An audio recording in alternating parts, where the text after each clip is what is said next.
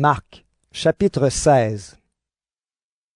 Quand le sabbat est fini, Marie de Magdala, Marie la mère de Jacques et Salomé achètent des huiles parfumées pour aller les mettre sur le corps de Jésus. Le dimanche matin, très tôt, au moment où le soleil se lève, elles partent vers la tombe. Elles se disent entre elles: « Qui va rouler pour nous la pierre à l'entrée de la tombe? » Mais les femmes regardent et elles voient qu'on a déjà roulé la pierre. Pourtant, elle est très grande. Elles entrent dans la tombe. Elles voient un jeune homme, assis à droite, en vêtements blancs. Alors les femmes sont effrayées, mais il leur dit: « N'ayez pas peur. Vous cherchez Jésus de Nazareth, celui qu'on a cloué sur une croix. Il s'est réveillé de la mort. Il n'est pas ici. Voici l'endroit où on l'avait mis. Maintenant, allez dire à Pierre et aux autres disciples: Jésus vous attend en Galilée. Vous le verrez là-bas, comme il vous l'a dit. » Les femmes sortent de la tombe et partent en courant. Elles tremblent, elles sont bouleversées et elles ne disent rien à personne parce qu'elles ont peur. Le dimanche matin, Jésus s'est relevé de la mort. Il se montre d'abord à Marie de Magdala. Il avait guéri cette femme en chassant 7 esprits mauvais qui étaient en elle. Marie de Magdala va raconter aux disciples ce qu'elle a vu. Les disciples sont dans le deuil.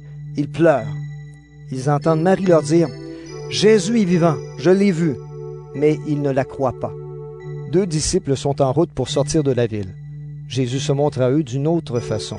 Les 2 disciples reviennent le raconter aux autres, mais on ne les croit pas eux non plus. Enfin, Jésus se montre aux 11 apôtres pendant qu'ils sont en train de manger. Il leur fait des reproches en leur disant: « Vous ne croyez pas et vous ne voulez rien comprendre. Vous n'avez pas cru ceux qui m'ont vu vivant. » Ensuite, Jésus leur dit: « Allez dans le monde entier, annoncez la bonne nouvelle à tous. Celui qui croira et sera baptisé, celui-là sera sauvé.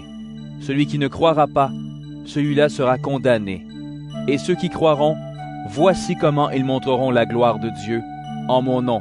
Ils chasseront les esprits mauvais. Ils parleront des langues nouvelles. Ils pourront prendre des serpents dans leurs mains.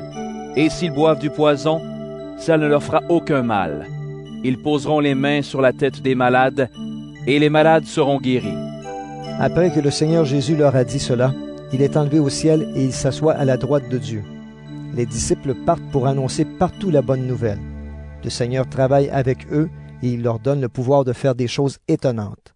De cette façon, il montre que les paroles des disciples sont vraies.